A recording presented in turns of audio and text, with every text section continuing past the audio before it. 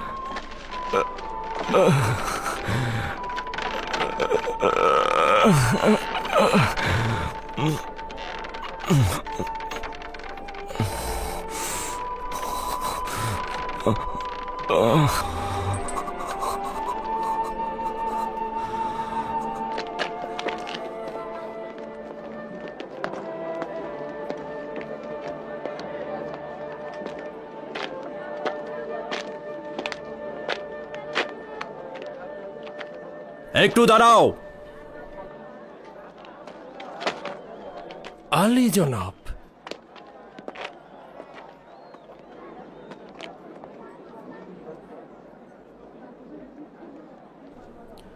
প্লুটোনিউস সাইন্তুস, মৃত্যুর পূর্বে তোমার কি কোনো শেষ ইচ্ছা রয়েছে?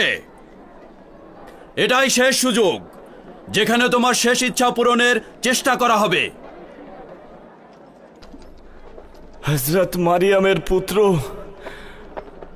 হযরত ঈসা বলেছেন, হাকিকতকে যদি অন্ধকারে বলতে ভয় পাও তবে সেটা একদিন দৃশ্যমান আলোতে ফুটে উঠবে। যে ঈমানের বিষয়ে নির্জন কোনো ঘরের কোণে আলোচনা করেছিলে, একদিন সেই কথা প্রতিটি বাড়ির ছাদে প্রতিধ্বনিত হবে। ওর অবশ্যই মারা যাওয়া উচিত। ওকে আমি দেখেছিলাম, ও সেই কাফের। ওকে কেন এখনো মারছে না? ওটাকে পুড়িয়ে মারো। ওকে জলদি পুড়িয়ে মারো।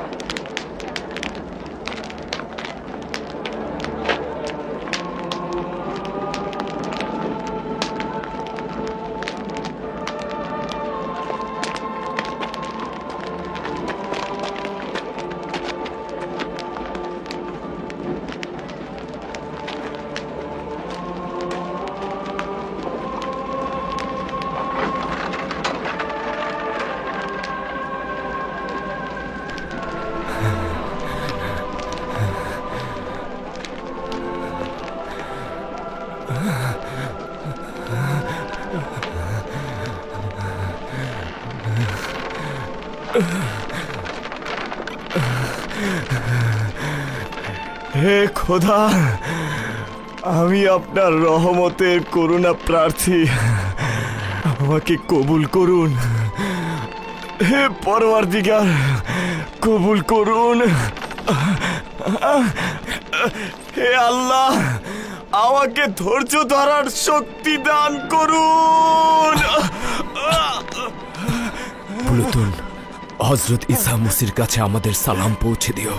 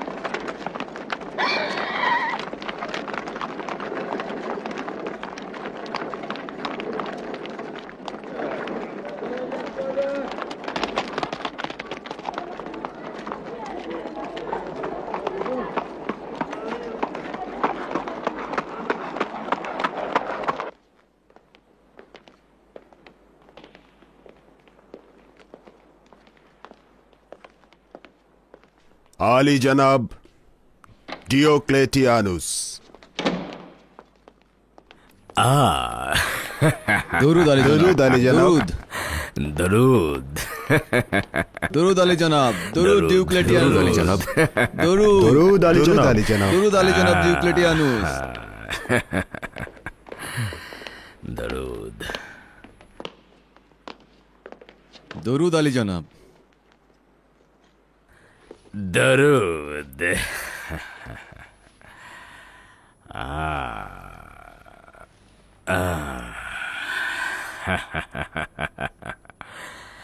বাহ,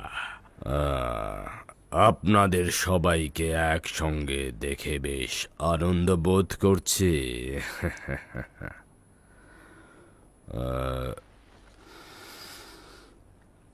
ম্যাক্সিমিলিয়ানুসকে দেখতে পাচ্ছি না যে। জনাব ম্যাক্সিমিলিয়ানুস সময়ের ব্যাপারে অত্যন্ত সচেতন। তিনি খুব শিগগিরই হয়তো এখানে এসে পৌঁছাবেন। সম্ভবত তিনি পথেই আছেন আলী জনাব। ঠিক আছে। মনে হচ্ছে জনাব ডিওক্লেটিয়ানুস আমাদেরকে কোনো গুরুত্বপূর্ণ বিষয় বলার জন্য ডেকেছেন। হ্যাঁ, অনেকটা সেরকম। ফিলাডেলফিয়া খুব দ্রুতই তার ইতিহাসের পাতাতে একটি গুরুত্বপূর্ণ ঘটনার সাক্ষী হতে যাচ্ছে। যে দিনটি হয়তো ফিলাডেলফিয়ার ইতিহাসে আর কখনোই পুনরাবৃত্তি হবে না। আজ অবশ্যই আমি আমার অনুসারীদের সঙ্গে একটি গুরুত্বপূর্ণ বিষয়ে আলোচনা করব। বিশেষ চর পয়গাম এনেছে যে খুব শীঘ্রই প্রাচ্যের এই রোমান ভূমিতে আমাদের মহান সম্রাট হাদেরিয়ানুস আগমন করবেন।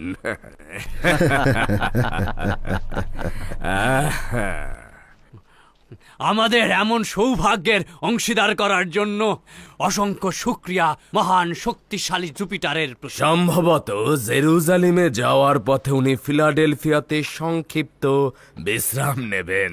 নিঃসন্দেহে এটা খুবই আনন্দের খবর। আমাদের এমন সৌভাগ্যে অংশীদার করার জন্য অনেক শুকরিয়া।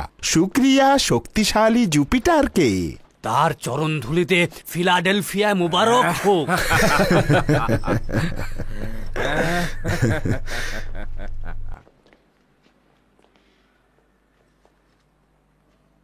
বলছিলেন আসার সম্ভাবনা রয়েছে, তার মানে কি নিশ্চিত নয়? পরিবর্তনের সম্ভাবনা তো রয়েছেই, তবে আপাতত সিদ্ধান্ত এটাই যে আমরা তার আগমনের প্রস্তুতি নেব। পানাহ চাইছি মহান জুপিটারের কাছে। কি সৌভাগ্য আমাদের মহান সম্রাটের দিদার লাভ করব। শুধু রোমান জাতির মহান খোদার দিদারই নয়, বরং অর্ধ পৃথিবীর খোদার দিদারের সৌভাগ্য। এমন সৌভাগ্য কিন্তু প্রতিটি ইনসানের ভাগ্যে জোটে না। শুনেছি জনাব ডিওক্লেটিয়ানুস এই মহান খোদার সঙ্গে একই রণাঙ্গনে ছিলেন। ঠিক শুনেছ। টারাজান সাম্রাজ্যের সময় জনাব হাদেরিয়ানুস বিশাল রোম বাহিনীর প্রধান সেনাপতি ছিলেন, আর আমি তার লস্কর বাহিনীর একটি অংশের প্রধান ছিলাম। আচ্ছা, এটা কি সঠিক যে আপনি জনাব হাদেরিয়ানুসের জান বাঁচিয়েছিলেন? ক্ষমা করবেন আলী জনাব, আমি শুনেছিলাম সেটা একটা ভয়ঙ্কর মুহূর্ত ছিল। ইরানীদের সঙ্গে যুদ্ধে হঠাৎ দুশমনরা হামলা করল, রোমান সৈন্যদের পেছনে পালিয়ে যেতে বাধ্য করা হলো এবং জনাব হাদেরিয়ানুসকে বন্দী করা হলো। আর কিছুটা বিলম্ব হলেই তার জান কতল হয়ে যেত। কিন্তু জনাব ডিওক্লেটিয়ানুস এই বিপজ্জনক অবস্থা টের পেয়ে বিলম্ব না করে এই শত্রুবাহিনীকে হামলা করলেন। তিনি বীরত্বের সাথে শত্রুবাহিনীকে পরাস্ত করে তাকে নাজাত করলেন।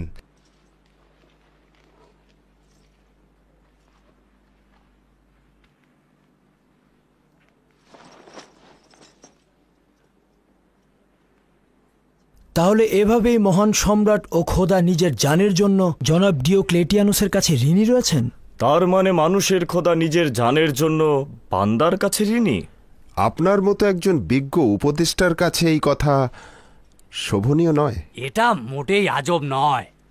আসলে খোদাগণই নিজেদের শুধু নাজাত দিতে পারেন। অবশ্য জেনে রাখা ভালো যে বান্দাগণই খোদাগণের বাহু এবং কখনো কখনো খোদার নাজাদের জন্য ব্যবহার হয়ে থাকেন। অবশ্য যা এখনো বলা হয়নি সেটা হলো জনাব ডিওক্লেটিয়ানুস কর্তৃক জনাব হাদেরিয়ানুসের যান রক্ষার সময় হতে এখন পর্যন্ত জনাব হাদেরিয়ানুস খোদার সর্বোচ্চ আসনে অধিষ্ঠিত হতে পারেননি।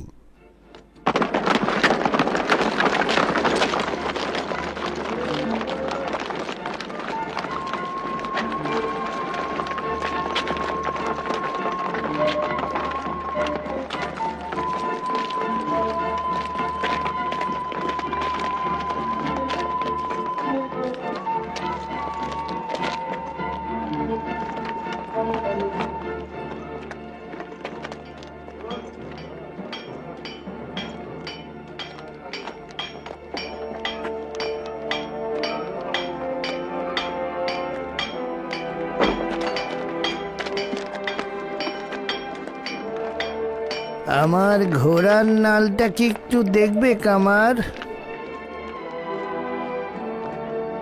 অবশ্যই অবশ্যই দেখব। ওই বাড়িটার সামনে একটা মূল্যবান টমটম দাঁড়িয়ে আছে। সাইন্তুসের বাড়ির কথা বলছেন? মনে হয় মেহমান এসেছে। আচ্ছা, তাহলে তার নাম সাইন্তুস। হ্যাঁ, প্লুটোনিয়াস সাইন্তুস।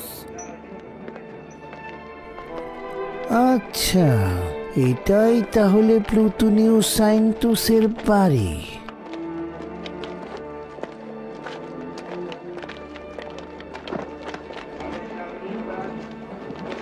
আরে কোথায় যাচ্ছেন? এই যে শুনছেন, আপনার ঘোড়ার নাল লাগাবেন না। এই যে চলে গেল। আরে আপনার নাল লাগাবেন না? পাগল নাকি?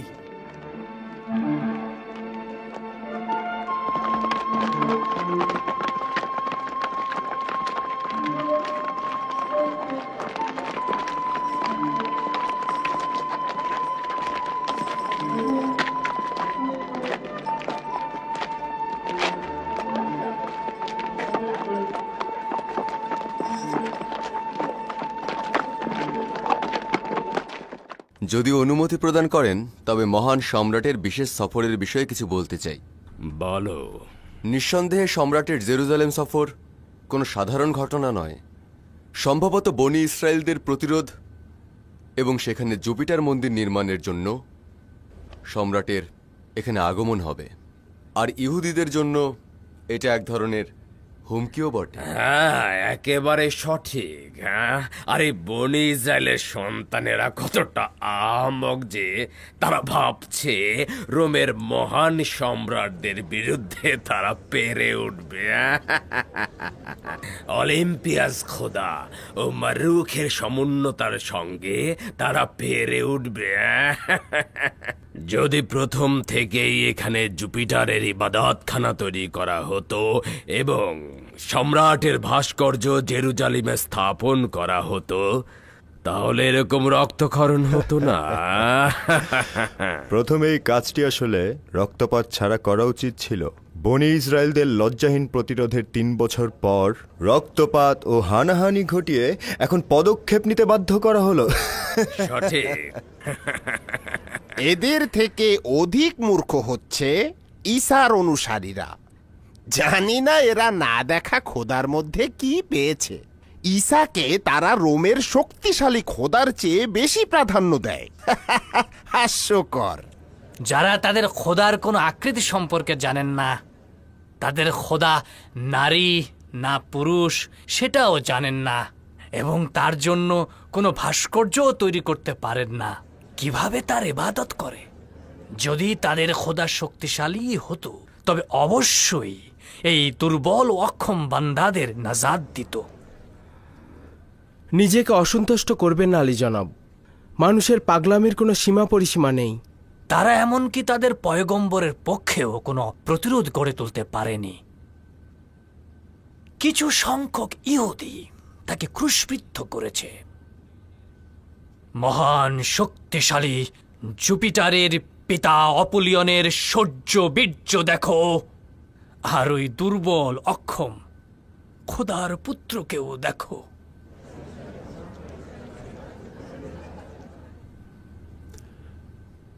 বলা হয়ে থাকে যে হজরত ঈসার মূল ধর্মে কোথাও উল্লেখ নেই যে তিনি খোদার পুত্র, বরঞ্চ তিনি খোদার পয়গম্বর ছিলেন। হজরত ঈসার ক্রুশবিদ্ধ হওয়ার পর খ্রিস্ট ধর্মের একজন প্রচারক পিতা পুত্রের এই গল্পটা ফেঁদেছেন যেন রোমানদের এই ধর্মে আকৃষ্ট করা যায়। সম্ভবত রোমানদের কাছ থেকে শিখেছে যে খোদা পুত্র জন্ম দিতে পারে। ক্ষমা করবেন আলী জনাব, আজকের দরবার কি ঈসা মসির অনুসারীদের বিশ্বাস নিয়ে, নাকি জনাব ডিওক্লেটিয়ানুস অন্য কোনো গুরুত্বপূর্ণ বিষয়ে এখানে আমাদের ডেকেছেন? সাবাস, তাহলে গুরুত্বপূর্ণ বিষয়ে ফিরে আসা যাক। মহান সম্রাটের আগমনের সময় আমাদের কয়েকটি গুরুত্বপূর্ণ বিষয় মাথায় রাখতে হবে, যেটা এখন আলোচনা হবে। মহান সম্রাটের ফিলাডেলফিয়ায় প্রবেশ হবে একটি বীরত্ব গাথার মধ্যে দিয়ে। শুনুন জনাব ব্লুটো। জি আলী জনাব। আমাদের ইবাদতখানাগুলো মেরামত করা হোক, আপোসের ভাস্কর্য সেখানে প্রতিস্থাপন করা হোক, অপোলন, প্লুটন, মার্রিক, সিবেলা, কিয়ানা এবং মিত্রার ভাস্কর্য স্থাপন করা হোক। যত রকম ইবাদতখানা রয়েছে এবং যত রকম খোদার ইবাদত করা হয় তাদের নামে ইবাদতখানা তৈরি করা হোক। এবং প্রিয় মেয়র জনাব সুরিমানুস, আপনার কাছে চাইছি প্রভু জায়ানুসের ভাস্কর্য স্থাপন করে শহরের সদর দরজায় স্থাপন করা হোক। আর রাজস্ব বিভাগের প্রধান জনাব মার্টিয়ানুস, সম্রাটের সঙ্গে আমার পূর্ববর্তী সম্পর্কের কারণে তাকে আমরা মূল্যবান হাদিয়া প্রদান করব। আজ থেকে রাজস্ব দ্বিগুণ করে দিন। কিভাবে করবো আলী জনাব? এটাই তো অনেক কষ্টে জমা করে থাকি। বলে কি জনাব মার্টিয়ানুস, এটা রোম নয়, আর তারা উচ্চ মর্যাদা সম্পন্ন ইনসানও নয়। এরা হচ্ছে এমন একদল পশুপাল যাদের দুগ্ধ দোয়ানো না হলে বাচ্চারা সব খেয়ে ফেলবে। সুতরাং দুগ্ধ সংগ্রহ করো, বোঝা গেল? আর প্রিয় ডিনাসিউসে আজিজ, মহান সম্রাটের উপস্থিতিতে নাট্যশালা চাই। প্রচুর গ্ল্যাডিয়েটর সংগ্রহ করুন, প্রচুর সংখ্যক ভয়ঙ্কর সিংহ ও ভাল্লুক চাই, আর তাদের সঙ্গে ওই ঈসা মসিহের অনুসারী চাই। ঈসা মসিহের অনুসারী কেন আলী জনাব? জানি যে চিকিৎসকের সঙ্গে ক্রোধ উপযুক্ত নয়, কিন্তু অবাক হচ্ছি এত ভোতা জেহেন তো আপনার ছিল না জনাব তেলমিখা। আচ্ছা, আপনি আমাকে বলুন তো, ভয়ঙ্কর সিংহ ভাল্লুক কিভাবে সম্রাটকে বিনোদন দেবে?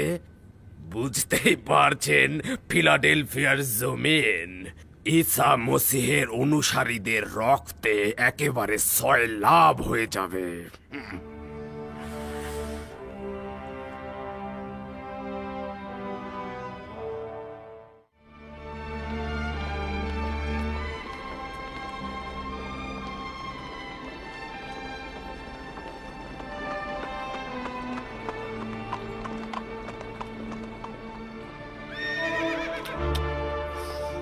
গালুস। জি আলী জনাব। এক্ষুনি আদুনিয়ার কাছে যাবে এবং বলবে তারা যেন অবস্থান পরিবর্তন করে। হয়তো পুলুতুন আঘাতের কারণে সবকিছু বলে দিয়েছে। তার মানে কি পুলুতুন আলী জনাব যদি ফাঁস করে দিত তাহলে তো তাকে এতক্ষণে গ্রেফতার করা হতো। আমার মনে হয় তাকে আজাদ রেখেছে হয়তো নতুন কোনো ষড়যন্ত্র ফাঁদার জন্য। হয়তো তার অনুসারী সহ সকলকে একত্রে বন্দী করতে চায়। তাহলে অবশ্যই সবাইকে সতর্ক করা দরকার।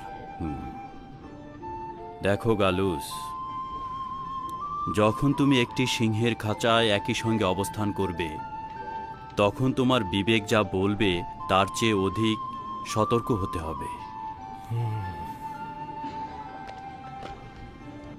সতর্ক থেকো। হয়তো আদুনিয়াকে নজরে রাখছে। জি আলী জনাব।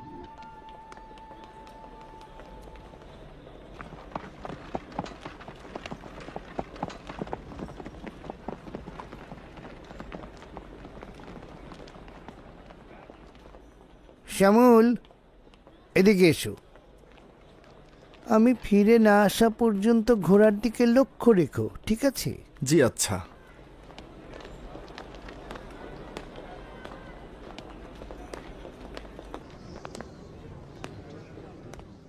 আলী জনাব ম্যাথিউসের জন্য গুরুত্বপূর্ণ খবর রয়েছে। জি জনাব।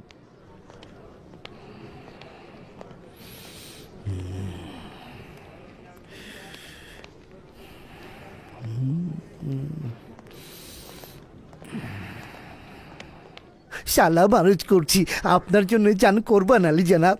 ব্যাপার কি, খুশি খুশি দেখাচ্ছে? প্রথমে তাকে অনুসরণ করছিলাম, ঈশার অনুসারীর আগুনে পোড়ানোর অনুষ্ঠানে গিয়েছিল, অতঃপর ওই জওয়ানের পিতার বাড়িতে গিয়েছিল।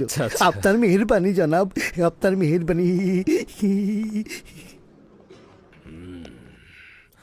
রোম, এথেন্স, আন্তাকিয়ে, গ্রেট, সাইপ্রাস, ফিলিস্তিন, সিরিয়া, এমনকি এই ফিলাডেলফিয়া সমস্ত ঈসা মসিহের অনুসারীতে পূর্ণ। তাদেরকে যতই হত্যা করি, আঘাত করি, দরিয়ায় নিক্ষেপ করি এবং হিংস্র সিংহের সামনে দিয়ে দেই না কেন, তারা খতম হবে না। আমার এই রাজমহল পর্যন্ত প্রভাব বিস্তার করেছে তারা। বুঝতে পারছি না এই আজগুবি দিন কিভাবে এই রাজমহলে ফাটল ধরালো। জনাব জুলিয়াস, তুমি বুঝতে পারছো না নাকি বুঝেও না বোঝার ভান করছো? সম্রাট ডেমিসিয়ান তার চাচাতো ভাই ফেলাবিউস কেরমান্স ও তার স্ত্রী ফেলাবিয়া ডেমিসিয়াকে ঈসা মসিহের অনুসারী হওয়ার অপরাধে গর্দান ছিন্ন করেনি? সেটাও কি আজগবি ছিল নাকি? আচ্ছা, তাহলে আমাদের বিবেক কি বলে না আমরাও দরবারের ব্যাপারে সতর্ক হব? কি বোঝাতে চাইছো? তেমন কিছু নয়, শুধু সাবধানতাই বোঝাতে চেয়েছি।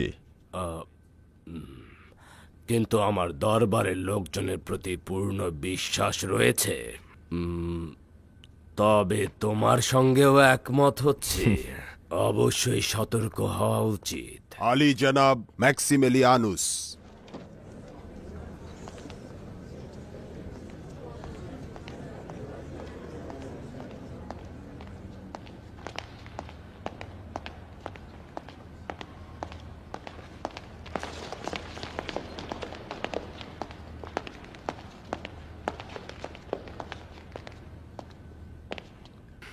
তো আমরা এখানে দেখলাম পর্ব 2, আর যেখানে প্রথমেই একজনকে আগুনে নিক্ষেপ করা হলো এবং যেখানে দেখা গেল যে যারা এখানে এক খোদার অনুসারী তারা হচ্ছে, তাদেরকে হচ্ছে এরকম টাইপের তাদের উপর জুলুম করা হচ্ছে বিভিন্ন রকমের।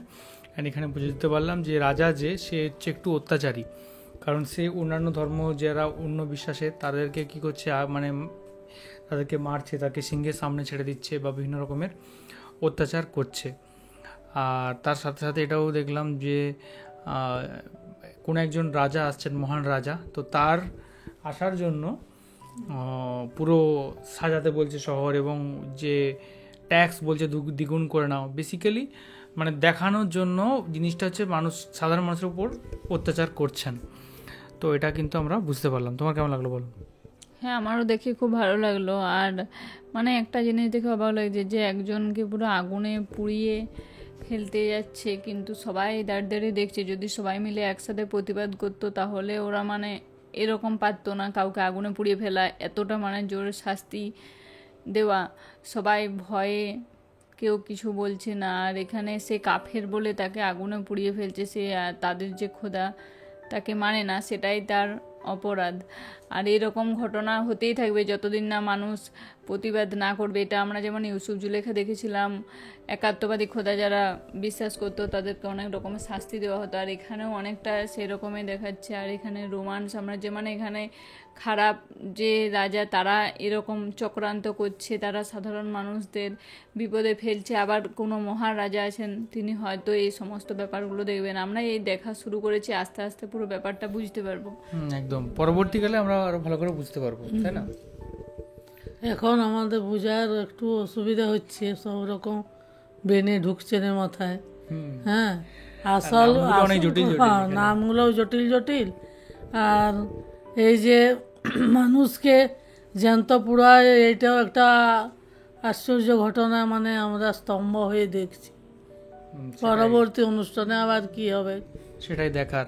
আর আপনাদেরকে রিকোয়েস্ট এটাই যে এটা আমরা ঠিকঠাক আমার মনে হয় এপিসোডটা আমরা পাইনি, যে পর্ব 2 নম্বরটা এবং আরও অন্যান্য যেগুলো আছে, তো অনেক চ্যানেল থেকে কিন্তু এগুলো ব্লক এবং মানে আমি খুলছে না, মানে আমি সার্চ করলেও বেরোচ্ছে না। তো যদি আপনাদের কাছে সঠিক এপিসোড থাকে তাহলে আপনারা লিঙ্ক আমাদের যে কোনো কমিউনিটি পোস্টে যে আছে সেখানে আপনি লিঙ্কটা পেস্ট করতে পারেন বা মেসেজ করে পাঠাতে পারেন ফেসবুকে। তো থ্যাংক ইউ সো মাচ, এখনকার মতো এ পর্যন্তই। দেখা হবে আবার কোনো পরবর্তী এপিসোডে। ততক্ষণের জন্য আপনারাও ভালো থাকুন, সুস্থ থাকুন, দেখতে থাকুন আমাদের চ্যানেল। টাটা। টাটা।